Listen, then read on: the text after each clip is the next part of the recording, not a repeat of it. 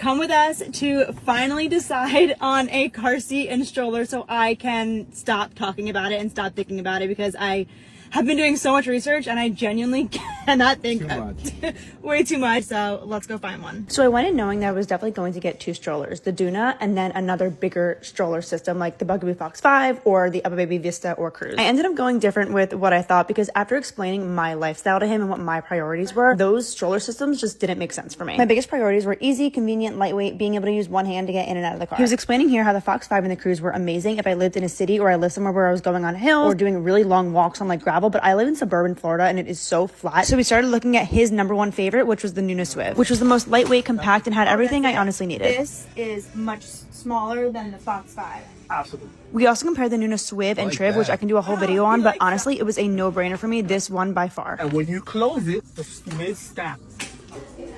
When you close the trig, it does not always on the floor.